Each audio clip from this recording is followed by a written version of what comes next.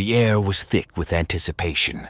Our government research team approached the smoldering remains of the once dormant volcano. We were a group of experts, handpicked for a mission shrouded in secrecy. The recent eruption had taken everyone by surprise, and our task was to investigate the aftermath. As we descended into the ashen landscape, the ominous silence was broken only by the crunch of our boots on the charred ground. The sky above was a canvas of swirling gray clouds, as if nature itself recoiled from the horrors below. We marveled at the surreal scene, molten lava streams twisting like serpents, devouring everything in their path.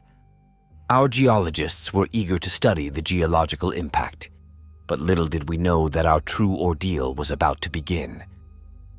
Deeper into the belly of the beast, the air grew hotter, the acrid smell of sulfur intensifying with every step. As we entered the cavernous maw of the volcano, a foreboding darkness enveloped us. The walls were adorned with grotesque formations, stalactites forged from centuries of geological secrets. We admired the indescribable beauty of nature, completely unaware of the danger we were in. Our flashlights carved feeble paths through the abyss, revealing glimpses of an otherworldly terrain. Strange symbols adorned the cavern walls, seemingly etched by an unseen hand. Charles, one of the other researchers and my best friend, snapped a couple photos. "I've never seen anything like it," he said. "I did that," I joked. He shot me a smirk before returning to his admiration. As we delved deeper, the ground trembled beneath our boots. It wasn't the aftershocks of the eruption, though. Something about it didn't seem right.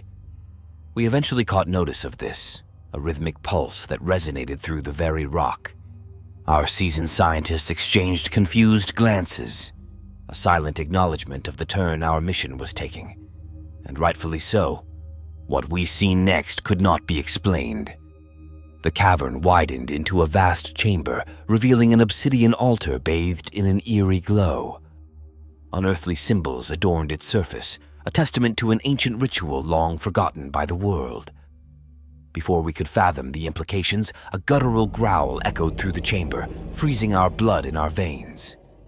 Out of the shadows emerged a grotesque figure, a towering entity forged from the molten nightmares of the volcano itself. Its eyes, pools of malevolent flame, locked onto us with an insatiable hunger.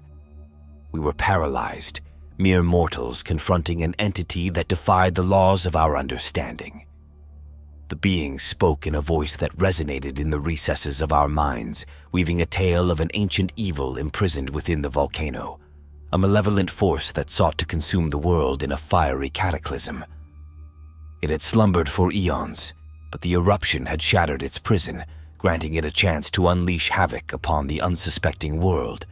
Panic seized our team as the colossal creature advanced, its fiery gaze singeing the air around us.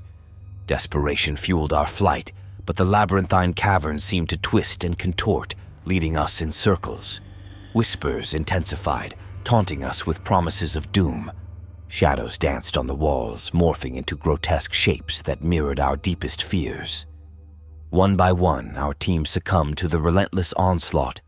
Each member vanished into the abyss, consumed by a darkness that hungered for our very souls. It was just Charles and I left. We came upon a small opening in the distance. Thinking it would shield us from the horror that lurked, we took refuge. We couldn't even get a word out as we gasped for air. Eventually, I caught my breath. But Charles, he began to panic. Tears flowed from his eyes as he mourned the death of not just our colleagues, but our friends. I had already accepted that they were gone, and if I didn't keep myself together, I'd be next.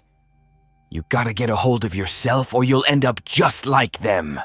Frustration grew in me as I realized his outburst would give away our position. "Have some sympathy, Tony!" he cried like a little bitch. "You only ever think about yourself! You're no better than the rest of us!"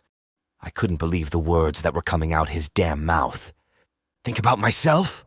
Charles, you are my best friend." Silence fell as we stared at each other with tears in our eyes. "I already lost everyone else. I won't lose you." His panic subsided. So what do we do next? He asked.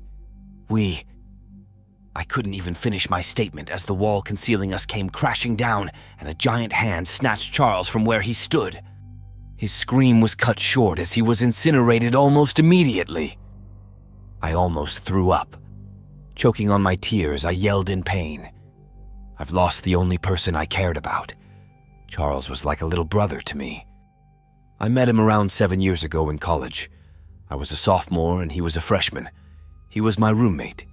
Seeing the spark in this kid's eyes, I wouldn't let anyone or anything take that away from him.